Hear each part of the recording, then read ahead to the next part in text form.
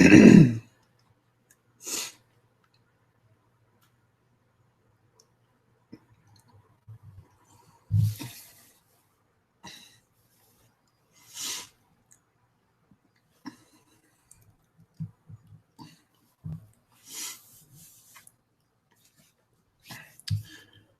everybody, what's up? See people joining.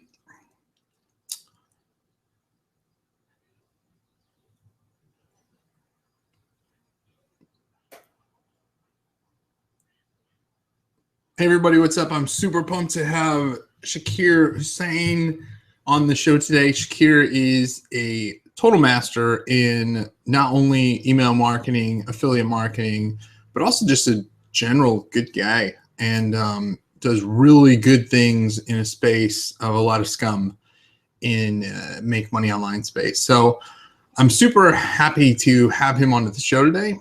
And with that, let's get started.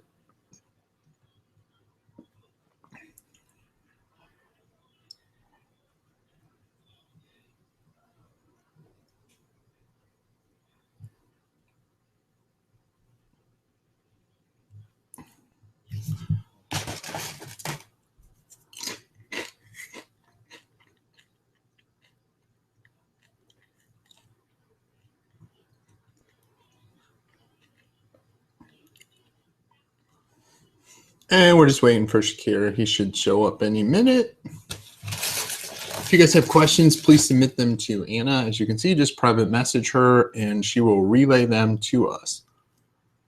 Sorry, I'm going to eat.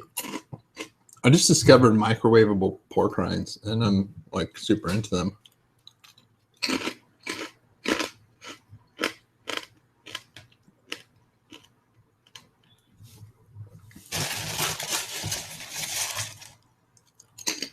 The only bad thing about using Hangouts, and also for those people watching, we will, we're started doing podcasts and we're just waiting for it to be approved in iTunes. So all of these awesome video casts will also be available in iTunes shortly.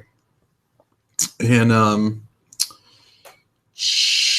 don't even know how to pronounce your name. Chidu Bemazine. That looks pretty close. Thanks for asking. My day's going pretty well. I had to do a lot of banking stuff this morning, which was really good because probably like most internet entrepreneurs, you have done a lot of different things over the last decade. And this morning, I closed 13 bank accounts that were just from dormant companies I'd had over the last decade. And it's interesting to see all the fees that I've been paying for these dormant accounts. So, yeah, today's been good. It's a great, gorgeous day here in Nebraska. And hopefully Shaqir will be coming on soon. Otherwise, I can start singing.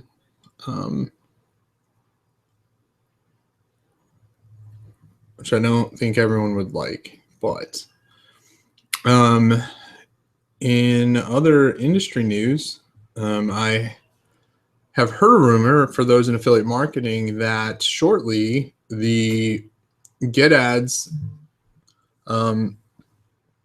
affiliate network will be merging with another company, and it's like trying to get some inside scoop on the deal, but I've heard a rumor between Neverblue buying them, Max Bounty buying them, or affiliate.com buying them. And so I've heard all three named, and I'm not sure which one is in the lead. The people, my contacts all over the place, none of them will confirm or deny it. But there could be a bidding war right now for the actual GetAds affiliate network. Do I look blurry to any of you guys? I think I look like pretty good. Sometimes my camera can get blurry if I like move around, but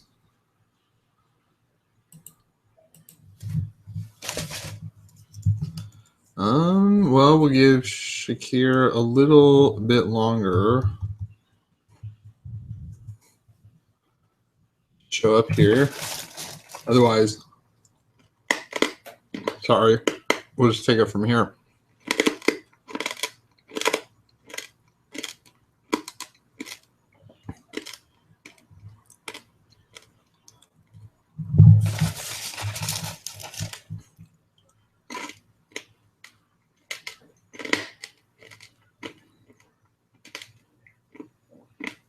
Otherwise, I'm going to make Anna join me and ask me questions, and she won't like that.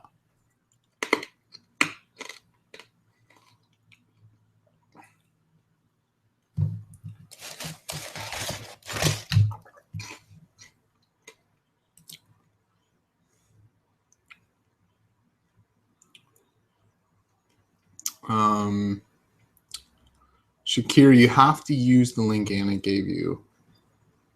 Otherwise, it will not work.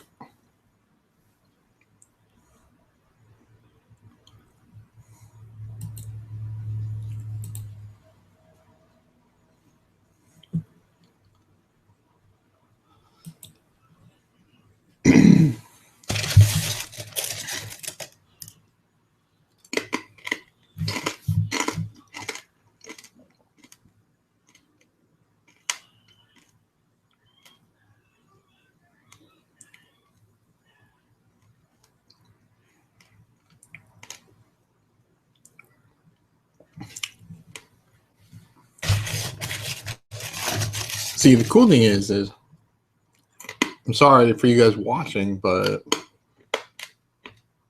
sorry about that. But on the for some reason, people always have problems distinguishing between the. I don't know if we're not sending them out the right link or what's going on.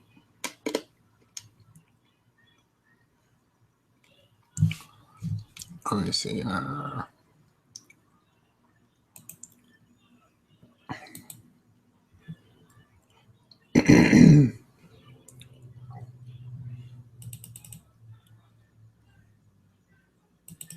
All right, my friend. Oh, that's not what I wanted. Shimon. What's up, dude? Oh man. That's not what I wanted. Sorry, everyone. No worries. I have a bad echo. Wow, you have bad echo. No worries. It's like too thin.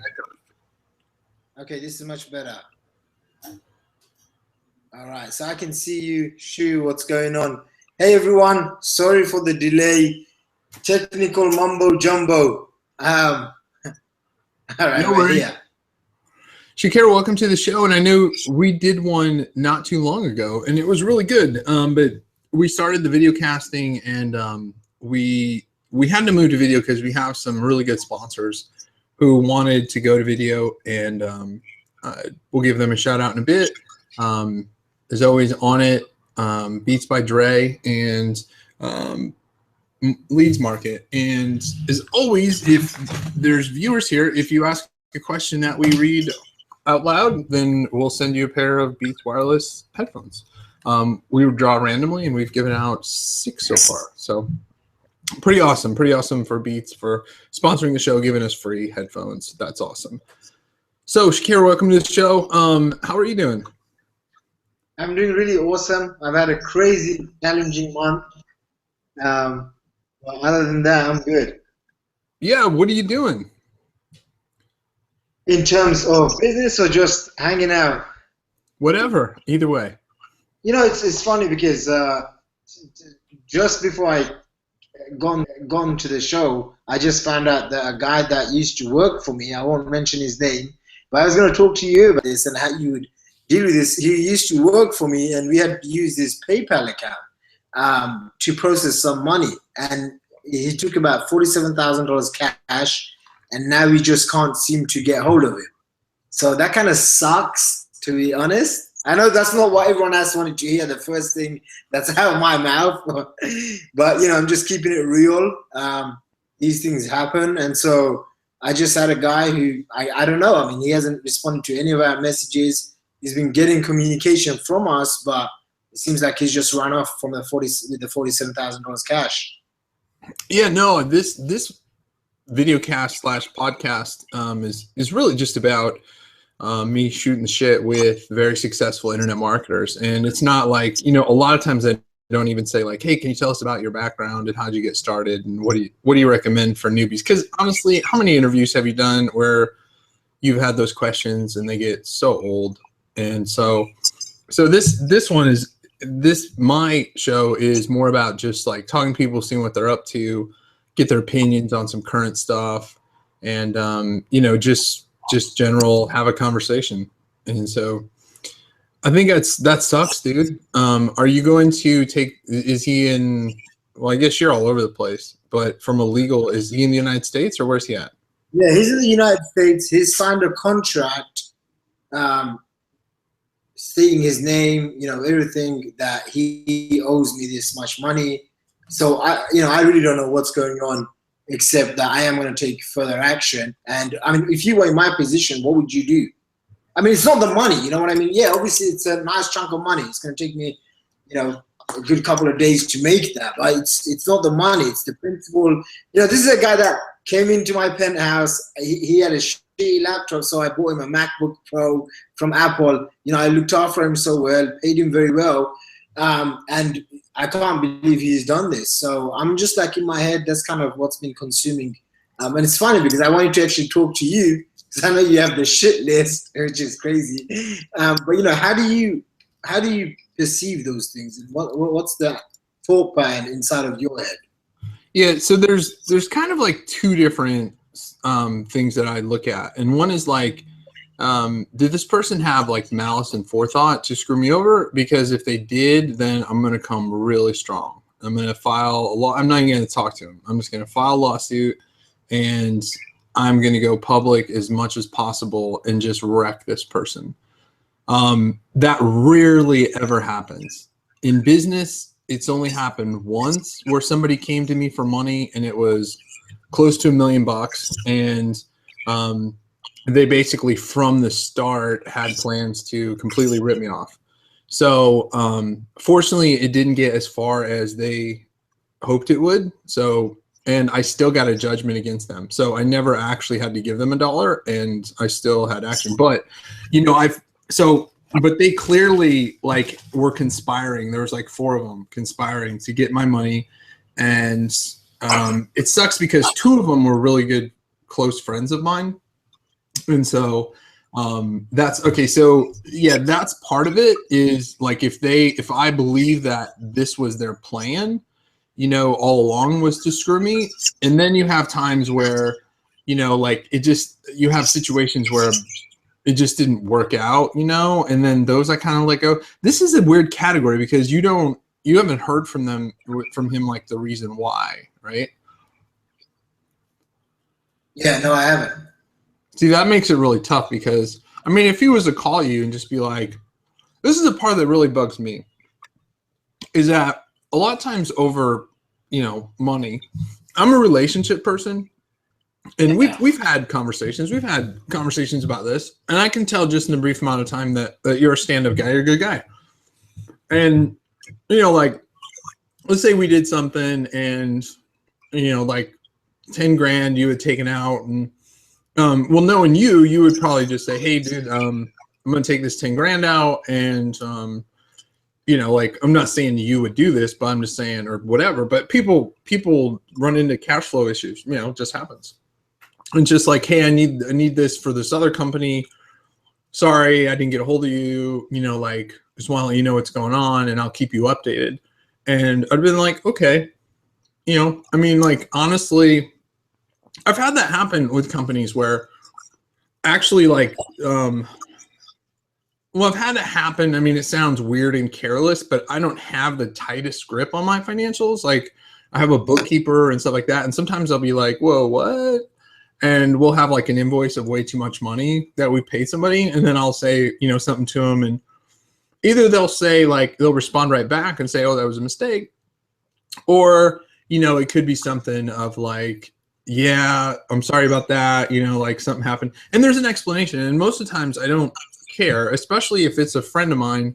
Um, God, this is just such a weird situation. Yeah, like if you said to me, "Hey man, you know, maybe I spent it. Hey man, I was in a lot of debt. I I don't know, just like, but it's that feeling of like he's getting my emails and he's not responding, which really frustrates me. And I'm not the kind of guy, dude. Like I'm a, we've spoken many times. I'm always a happy-go-lucky guy. You know, life is way too short to screw around, muck around with people that drain your energy. But it's just come to a point now where I'm like, man, I should just like hire the best lawyer I can, pay him as much money to make sure this guy goes down, because he's on JVZoo launching products today. He sent out an email for his new product launch, so he's obviously getting my emails, but why he hasn't responded to me completely baffles me. You think is it somebody I know? I'm not asking you to say, but Yeah, okay. I'm Well, sure you. I hope it's not one guy. I think it could be. Yeah, I mean, like, see, I haven't ran into that. Yeah, I mean that specifically, but I can tell you that I would send like a final. Normally, I don't give them the courtesy of like I just file a lawsuit because I hate like you people are always like, oh, this guy's suing me, and I'm like, well, what? And then it's just like a demand letter for money, and I'm like, he's not gonna sue you. It's just because when I place a lawsuit, I mean, I don't threaten, I just place a lawsuit because it's just easy. It costs you like $500 to file a lawsuit, and it just lets people know, you know, what's up. So I mean, like if I didn't hear anything about this guy, one, I'd hire an attorney. And where's your citizenship at, or your residence? My residence is in London, in the UK, but I've already been speaking to a attorney right now in America. So I should give you my attorney's contact because we've had 14 cases now. And they've become specialists in this because kind of I've shared all of our stuff, and I know they almost exclusively handle this stuff now, and they'll give you a free consultation and let you know what they think. Send them over right now. Send them over right now, please. I will. I'll forward. Anna, don't let me forget.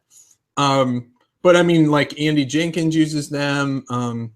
Some of those other guys use them, and they're in like San Diego, you know, and stuff like that. But these guys are in Nebraska, and so they're not super expensive. And they'll straight up tell you like, okay, here's how this is going to happen. This is how much it's going to cost you. I mean, they've advised me not to sue pretty much every time I've wanted to.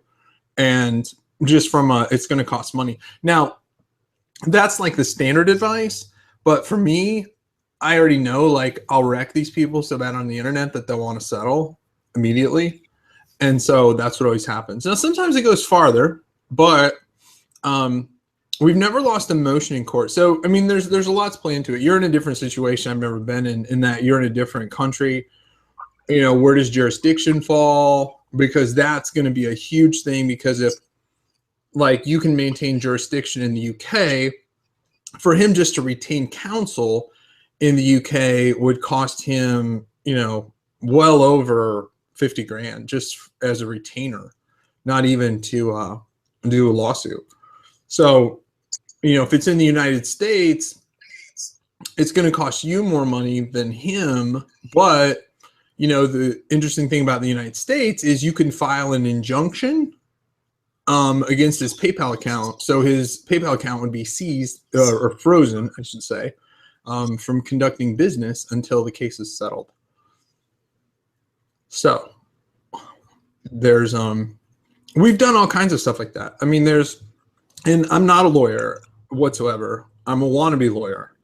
I always have been. I studied pre-law, political science, pre-law, and always wanted to be an attorney. And I love the legal system. I've done so much research. In a lot of my cases, I've done most of the legwork for my lawyers, even though what I found, I'm not saying like they value whatsoever, but I just like the system a lot.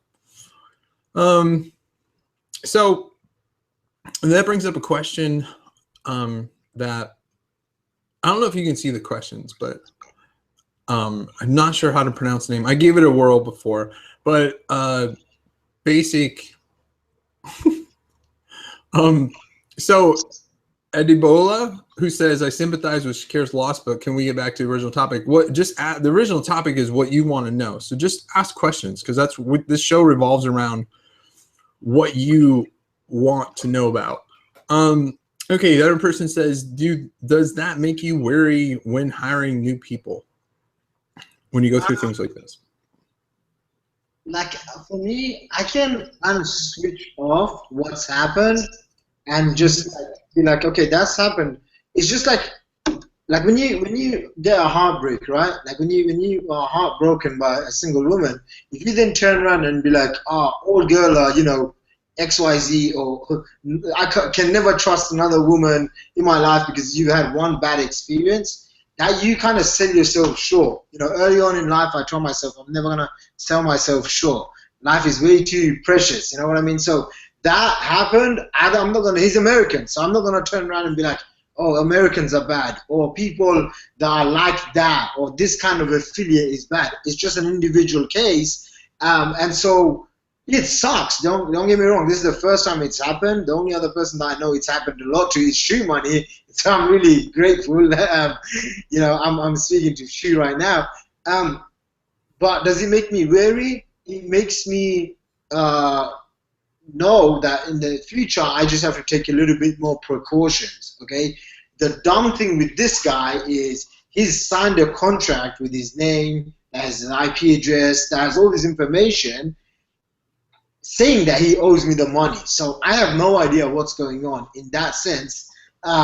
In the future, no, I probably wouldn't do anything different. I have his name, but as we're talking here, actually, I have a lawyer who's already messaging me saying they're gonna send whatever they need to do. So, Yeah.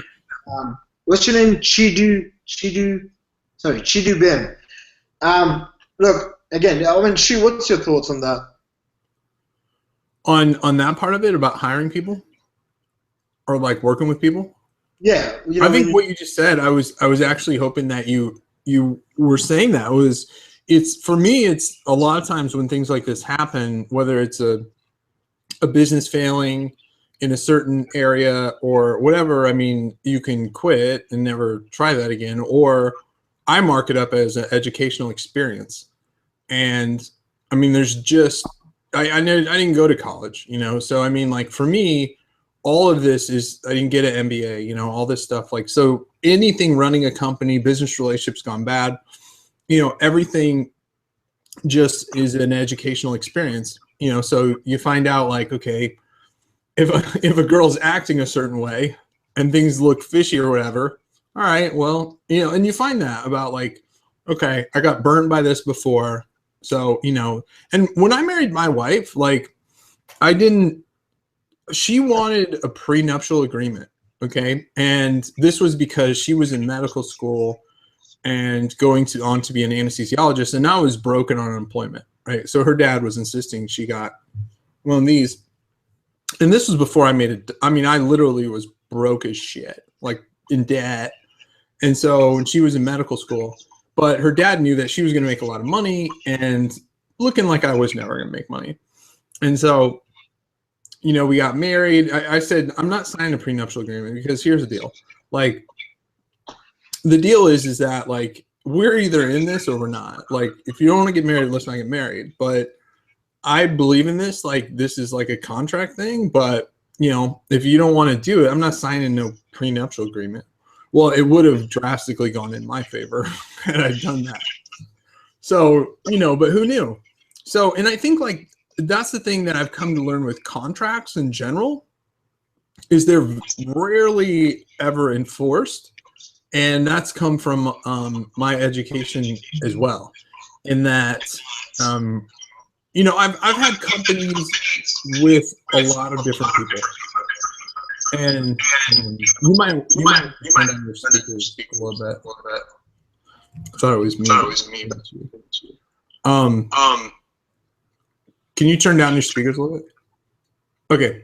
So, yeah. So for me, like the thing about contracts and working with people and stuff is just at the beginning when you form the company, the contract is really so everyone's on the same page. of like who's contributing what assets and who's going to fulfill what roles. And then from there, like, you know, it has all the legal stuff of how things would happen and all that. But I mean, I've had businesses go whatever, and you just say to your partners like, hey, you know, what do you think about this? You know, like, you know, it's totally against what we agreed to in the contract, but hey, this isn't going this way. I think we should go this way. What do you think? And it's just like, whatever, you know? So, I mean, a contract is good, but I've never known of anyone in the industry who went to a judgment over a contract. That is just like the dumbest like thing ever, is because it costs you so much money to take a legal thing. And it's just silly. So, I mean, the thing is, you have the power to the thing that's cool about a lawsuit that I absolutely love is that when you file a lawsuit, you can make all the allegations, you can lay out everything, how it worked, all the laws that were broken, all the statutes, a lawyer will find previous precedents of like judgments and awards and just all this stuff. And it's really, and everyone finds that truly fascinating. And so when we file, if you go back and you look at the time we sued the Google employee, like everything was in that document, and I can't be sued for libel because of something that was in a lawsuit. That was a lawsuit that's filed. That's what I'm alleging happened. Okay. So it's a great way to get your story out without fear of getting sued for, you know, defamation or libel or whatever. And I've counseled some of the biggest internet marketers, because internet marketers, you know, they don't get the law. And a lot of them, they see all of my cases. And so I've counseled with them about this. And I'm like, you guys don't understand, like, the legal system is all about pride and making a point. And the thing is, the party that comes to their senses the first loses, right? So like, the first person that realizes is, oh my gosh, this is going to cost so much money. Like, what do I need to do to get out of this? Loses. For me, I never quit. Like, for me, it is totally the point. And although people have just always made it worth so much money that I've had to settle. So anyway, gosh, I don't know how much that helps you, but anyway, the whole thing for me is just education, just marks it up to like, in the future, you know, we both have to sign off, or it goes into an account that's something. It also depends on the person and the level of trust. I mean, this could have been a guy, like, this was the point with my wife, is that, look, I've known you, we've been dating for, you know, 5 years. I'm all in. And if I made a wrong decision, I made a wrong decision, you know, and I'll move on. But because, like, I've got a business partner right now who has his hand on the trigger of about 800 grand of my own money. And, you know, he really doesn't have a lot in it, but he brings more. Like, I brought money to the table. He brings business to the table, and he's such a seasoned business guy. So, but I've just known him for 10 years, and we've worked so well together for 10 years that I totally trust him. And it would just be, I don't know why I keep getting a bad echo when you're in. So anyway, I digress there, but I mean, I've definitely been internet marketing. Thanks a lot, Shri. I'm gonna catch up with you later on, bro.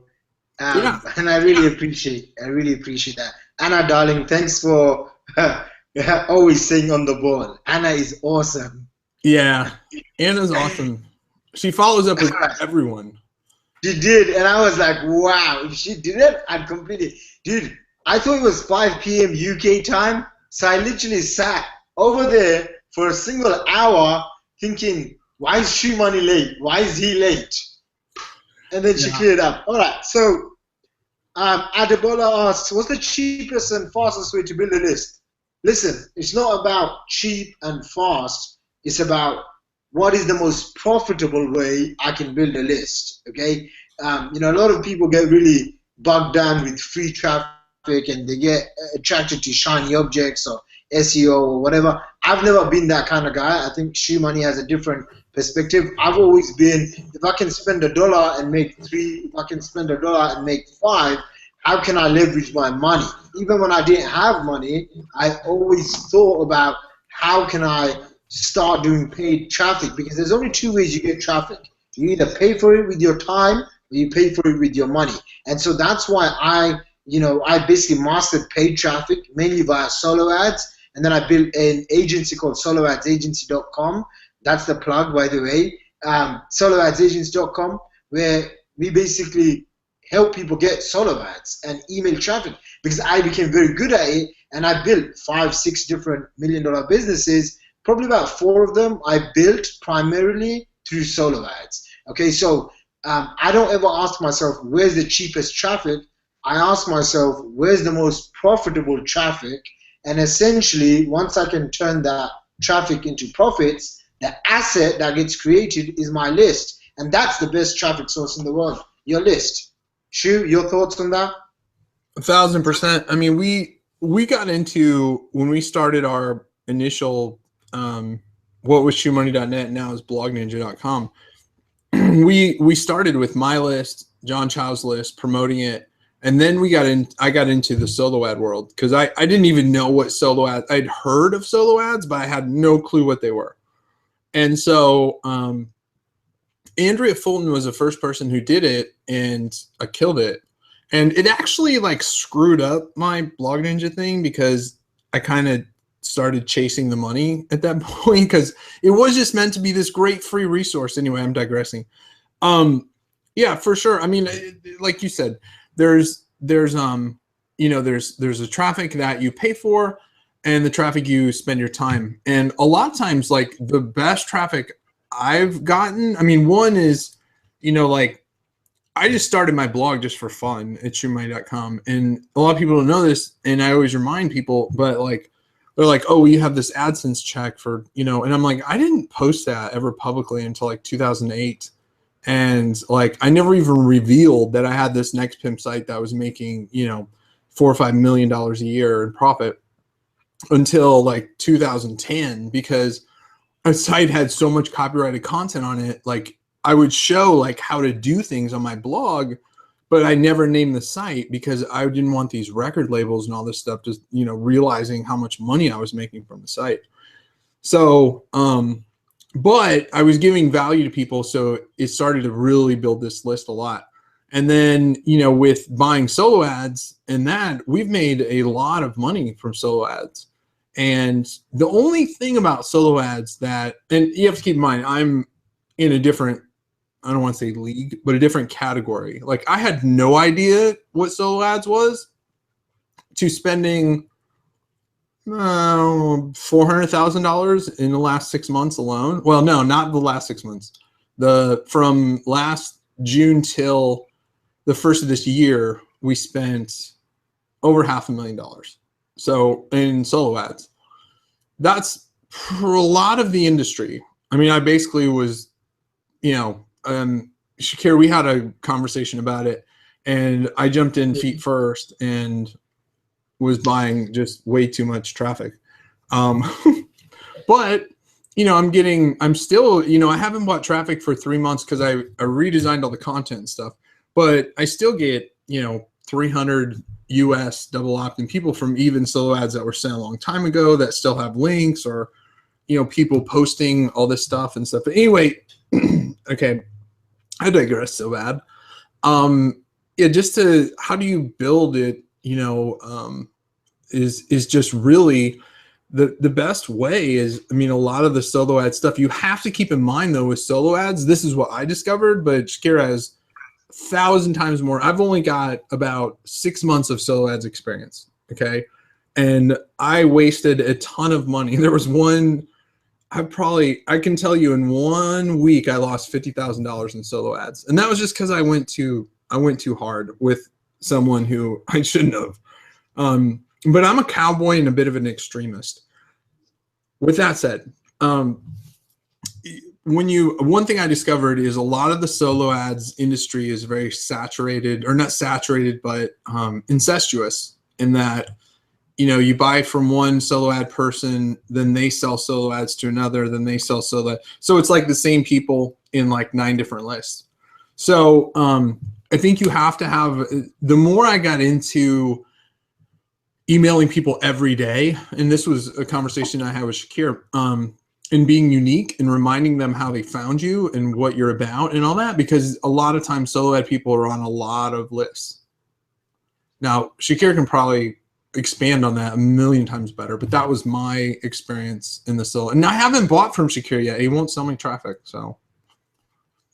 Soon. You'll have to have another. Anna, just remind me. I'm always taking. All right. Someone said Anna's on. Yeah, Anna's awesome. She's truly one of a kind find. How did you find Anna? So Anna, who is answering everybody in the chat room and who, kind of runs me. We do a call every morning and she tells me everything I got going on today, and she sets up all the meetings and pretty much runs the legwork on everything I have. And I'm just the talent. So but she does everything. She, people want to guest post on Shemina.com. Anyway, I met her.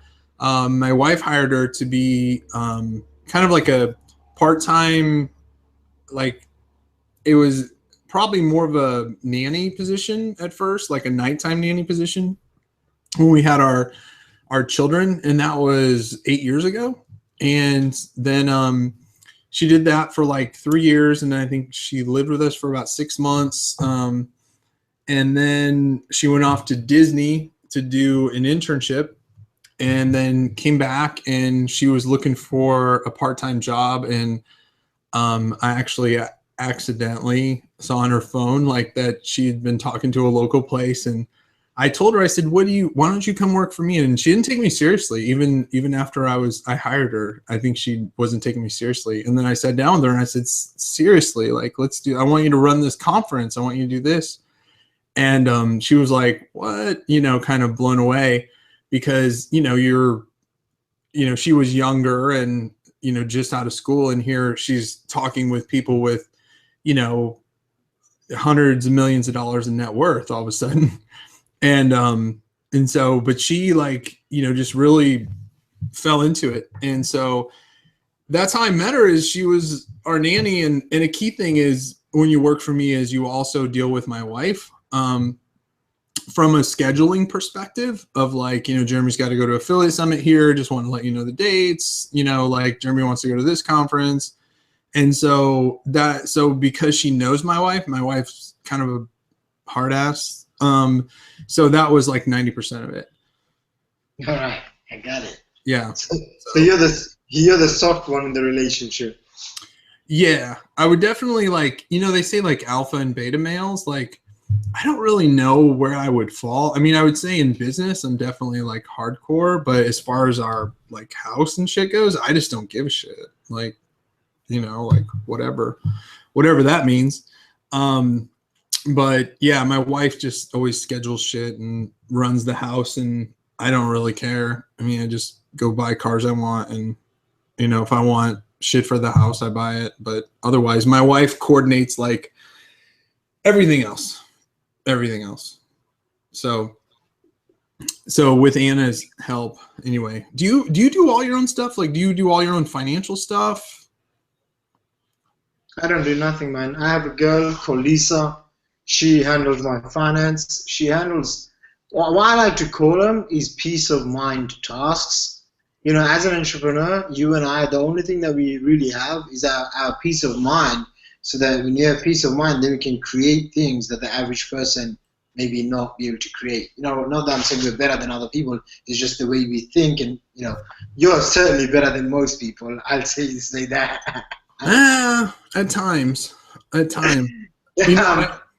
No, probably in business, but so I have her. I have most people that do. I have 33 full-time staff now, man. So, yeah, I could not do that. Yeah, but it also gives me freedom, man. I could do shit that most people can't do.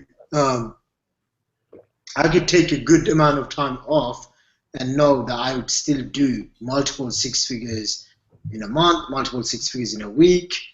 How do you manage them?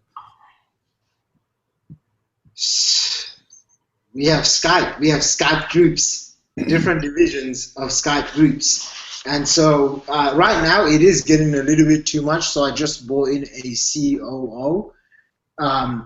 He just started. He used to work for a company that just that has now done 120 million in sales. But he was there from 0 to like 80 million. He's worked for 5 different startups. So I'm excited for him to come on and manage a lot of the people. But essentially, there's marketing, sales, finance, customer service. That's it. I work on marketing and marketing and sales, and I just talk to what I call the rainmakers.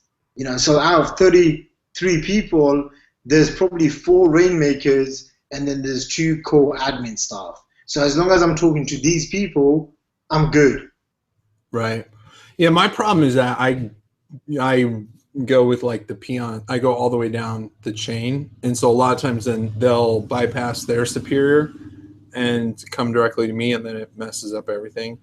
And also a bad thing of mine is that because I have a programming background and obviously marketing and copywriting and not great with graphics but good enough that I just have a very hard time delegating. And so, and also because of the programming side of it, I'm like, this should not take this long. And the problem is I'll jump in and do it myself, and which screws up the entire system.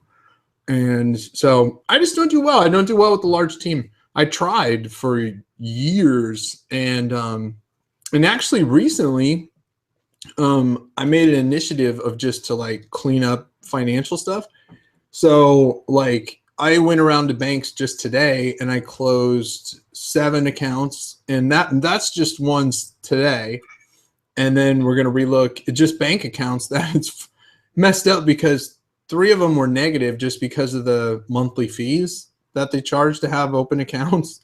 And I was they were negative like $30, but I was like, oh man, really? So, just close down all the accounts and simplify my company. And actually I'm going to do my own books for like a month, and just to get a good, with QuickBooks Online and stuff, it appears, I actually did a Udemy over the weekend and went over the whole QuickBooks Online stuff and how to tap into your stuff.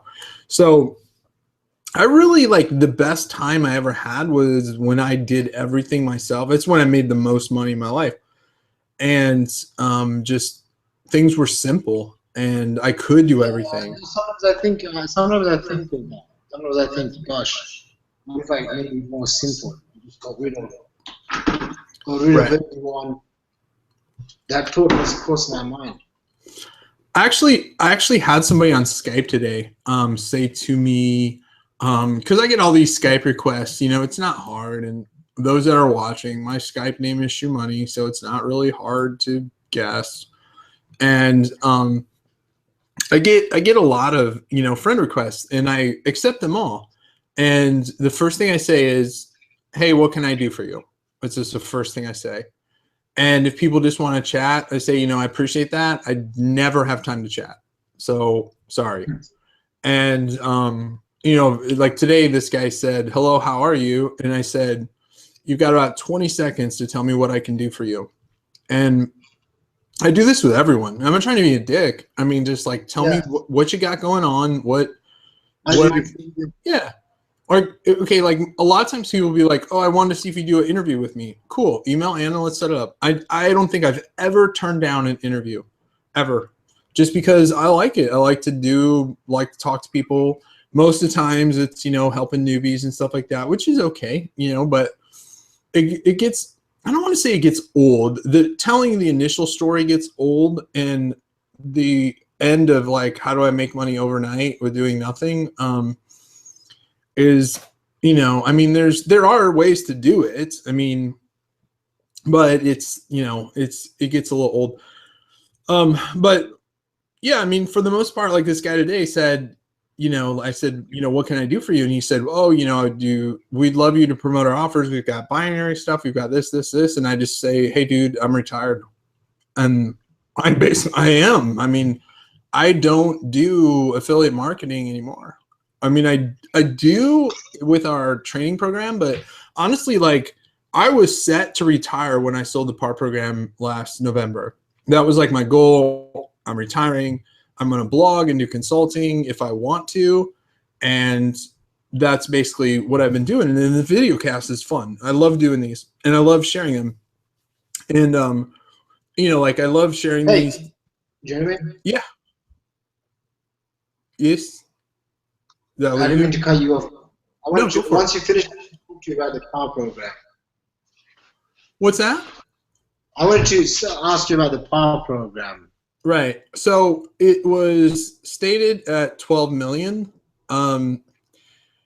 It's a very complicated deal. And I mean, I'm not supposed to disclose specific numbers, but there was a smaller percentage of cash up front, a large percentage in equity into a $1 billion company, which they're either going public or will be bought in the next probably year, maybe less. They're going through all the they were just Goldman Sachs for Go Social and its parent companies was evaluated by Goldman Sachs at $1 billion. And so, and then another part of it was we got licensing to use all of the, like they don't want clients. They just wanted the internal infrastructure.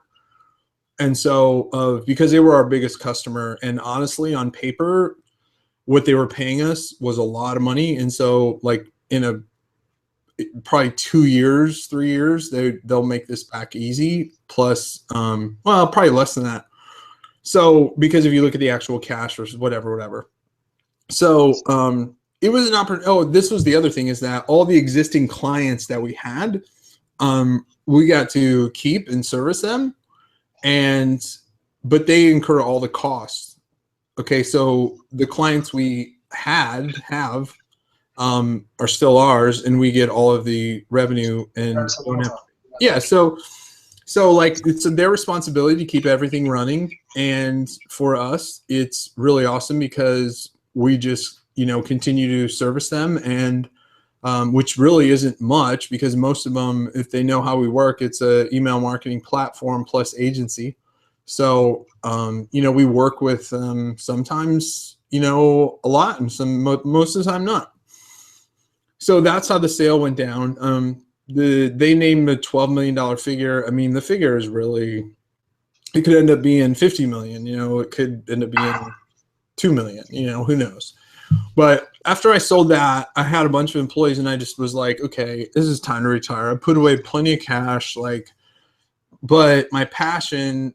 And then I started that whole thing, like playing around. I was on the phone with John Reese, and I was like, dude, I just watched this video of you and Frank Kern and Anthony Robbins about, why do people buy products but never do anything? And it was because, they don't get rewarded and they lose interest. And so then I came up with the what if I pay people to do it, which was wildly successful, but had a ton of fraud. And then the longer it went, once I got pretty much so saturated with solo ads that it just got less and less return for me, then I went into more expensive traffic, and it dropped in quality a lot as well.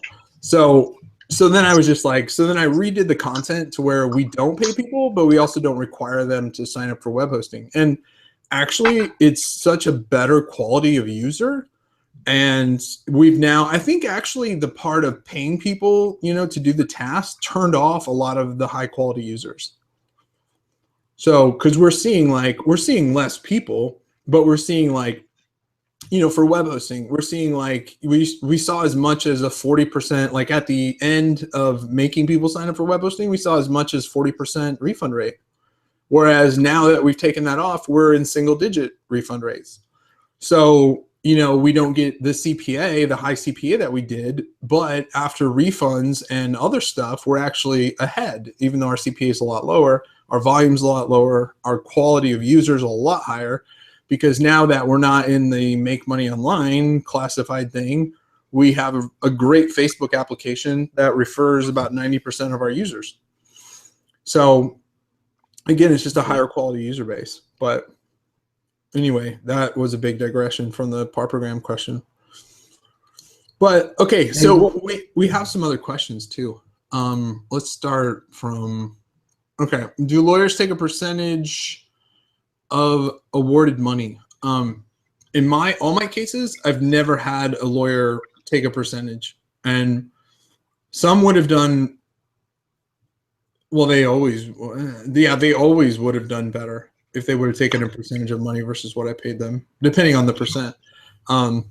But it's honestly, like, if you have a lawyer, unless there's like a class action, a lawyer's not going to do it for a percentage unless they're like an ambulance chaser. It's just not going to happen. I had like the biggest landmark case ever with the Google case, and I'm like legally obligated not to talk too much about it, but if you look at the lawsuit, it would have been like the Roe versus Wade of digital advertising. However, it would always, I tried to talk my lawyers or any lawyer into doing it pro bono, or, just say like, look, you will be like the lawyer forever. This is the case that, I was in a Wall Street Journal, Forbes, TechCrunch 4 times on this thing, everywhere. And I couldn't get anyone to do it. And now, of course, everyone was like, oh man, I would have funded it. And I'm like, yeah. So no, to answer your question, I've never had a lawyer do anything for free on a percentage deal. And I've had the biggest ones that I've ever heard of in the industry. So I've never even read about people in our industry, let alone the 14 lawsuits I've had. And 3 of those were against me. So I've been sued in federal court by Nextel. God, who's the other big one? I'm blanking out here. Federal court with Nextel, Virgin Atlantic Records, and God, who is the other one? I forget what it was. Anyway, so it happens, but you have good attorneys and you assist them a lot. The one thing you'll find is that you assist them a lot because a lot of times they don't know what you're doing. What are you drinking? That's a green drink. This is called Athletic Green. Something actually Tim Ferriss recommended to me. This one. Oh. Dude, it's like, I've drank every single bloody green drink under the sun. There's no other one that tastes better than this. It just tastes so freaking good. You feel alive. Have you tried Onnit products? Oh yeah, I have like Onnit pills and stuff. I haven't tried the green drinks. Do you know that Onnit is sponsor of our podcast? No, they asked me to sponsor them. I got my Alpha Brain. I should have my one somewhere here. I love it. Oh, this is the real turning into a. No, I can't find it. All right, that's okay. Damn it. It's somewhere here. No, when they sponsor a lot of big podcasts, and when we announced we were doing this, they were one of the first people that came to us and said how much. They made me. They gave me an opportunity as well. Yeah. Yeah, it's very cool. They're they know very little about the affiliate industry, and I've been doing a call with them once a week. They hired a guy who I don't know if you talked to him or not, but their original guy didn't do too good, and so they let him go, and then they've been playing cleanup with his deals. So anyway, they're going to be at Affiliate Summit. Are you going to be at Affiliate Summit in New York? When is that? End of July. It's like July 30th through like the 2nd, or like 29th through the 2nd of August. No, I think I'll be. Why is it echoing? I think I'll be in America in about 3 months. So I'll be sure to come and see you, Jeremy, when I come. You might have to turn down your speakers a little bit. Yeah. So the Affiliate Summit's awesome, and I know that on it is they're going to be there. They haven't got a booth yet for anything. I think they're still trying to dial in, but now it's going to be very cool because I was talking to them. They're planning on launching, and I hope I'm not revealing anything I shouldn't, but a free trial, like the old free plus shipping model. Yeah. They're going to do that with like Alpha Brain and their other stuff. So for affiliates, that's going to be a huge thing because, of course, that's what is their competition, is affiliates pushing the free plus offers. And so, it's hard for them to compete with that with a straight sale. So now with having that, they're actually getting the attention of affiliates. Okay. So let's see. There was another good question here I saw.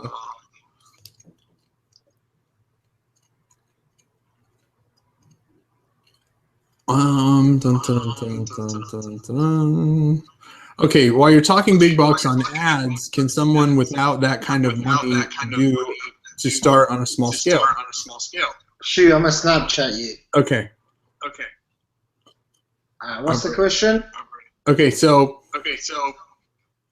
what is your elevator pitch? Or wait, that's another one. Okay, so you're talking on spending big bucks on ads. What can someone take away without that kind of money to do on a small scale?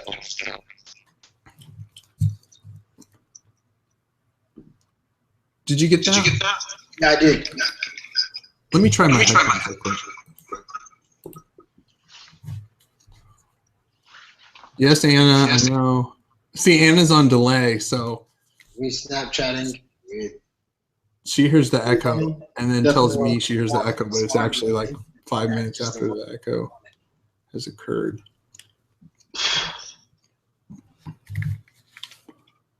Okay. So, yeah, so basically, like, to answer her question, basically, like, she wants to know how to do this on a small budget. So the cool thing about solo ads is that you don't have to have a big budget. I mean, people buy 100 clicks for, $50 or something like that. I mean, I don't know. Yeah. Look, if you don't have a budget, then you have to go the old route, which is doing stuff like YouTube videos, doing blogging. Those would be 2 ways that I would start if I had a very low budget.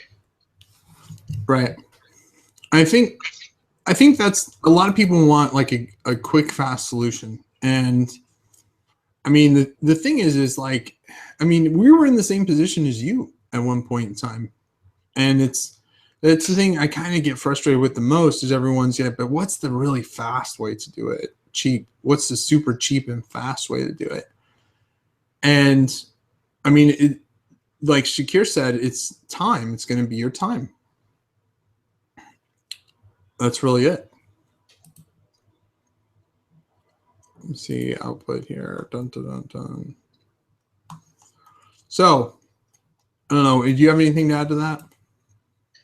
No, other than I don't really have anything else to add to that. I'm like the guy against speed traffic, all of those things. I mean, Right. I have a friend, we both have a mutual friend, John Chow, and he makes $1 gazillion a month, nets a lot of money. But, for him to get on Make Money Online in page 1 of Google, where he's netting 6 figures a month, it took him years and years and years. I've always come from that perspective of I don't have years and years and years. I have months, maybe a year. So that's kind of what I have. Do you have any other questions before we kind of wrap it up, Jeremy? No, just to expand on that real quick. I remember when John Chow did this initial thing where it was like, if you link to him with the phrase "Make Money Online," he'll do a free review of your blog. And Darren Rouse got super pissy about it and went to Matt Cutts actually and said, hey, he's doing this, you know, like, because all of a sudden he's ranking over Darren Rouse, pro blogger. And so they completely took him out of Google, John Chow, for probably 4 years. And I was actually banned from Google for about the same amount of time. And we both used to laugh about it because we still had the most popular blogs and we were not in Google. And that was just because we wrote good content that people wanted. And that was before social media, before people could share it and do all this stuff with it. I mean, we had people recommending it to their friends. So yeah, he said to me, he said afterwards though, Matt Cops, they got him back on, and that's when he shot straight out. I made that happen. Ask him. I made that happen. He said Neil Patel, but I'll tell you next time. No bullshit. He said Neil Patel did it? He said Neil Patel did it. Okay, we'll see. I'll actually, like, I'm interested. Neil, I love Neil to death. We had him on the podcast the other day, but I'd like to hear the backstory on that because I know that I posted and I said, don't make Google look stupid, but at the same time, Google looks incompetent when you Google for John Chow and you cannot find him. And so it's like, it just makes Google look incompetent. And so I have kind of a relationship with Matt Cutts because his wife and my wife went to high school together. Such a small world. In Omaha, Nebraska. You ever met Warren Buffett? Warren Buffett? So I've never met him to where like I've said hi, shake his hands. I've said hi before. He can be found like in Omaha. It's very weird because he eats dinner at the same place. You can usually find him at least twice a week. He used to anyway, at Garot's Steakhouse in Omaha, which is kind of a dive, but he loves it. His house has no security. It's just, I mean, like, it's a very, very modest home. And I mean, yeah, you see him out, and it's kind of like, you ever heard of Larry the Cable Guy? No. Okay, well, he's a big deal in the U.S., and he's here in Lincoln, Nebraska.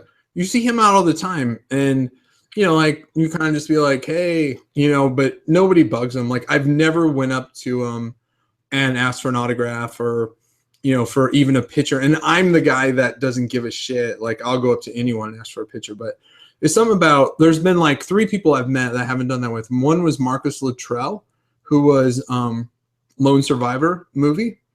Okay. So I met him at this firearms thing, and I just said, are you the guy I think you are? And he said, probably. And I said, okay, well, just thanks for, you know, I'm sorry for your losses. And I was just like starstruck, and I was just like, leave him alone. I mean, he was just super, it was just, I don't know. That's like the one guy I've met where I was just like, wow, man, I feel so bad for this guy. Anyway, let's wrap this up, man. It's been so awesome. I appreciate you taking the time. I know it's like, was it about midnight there? Mm-hmm. Okay. Well, cool. Well, if you make it to a Philly Summit, we'll get together. For sure. And we'll there's some really interesting parties going down, and now I have to play the game of like, who do I want to piss off the least by not going to their thing. So all right, everybody, thanks for attending. We'll have another great guest next week. Thanks, Shaqir, so much for coming on, and we'll talk to you later. Absolutely. All right, cheers.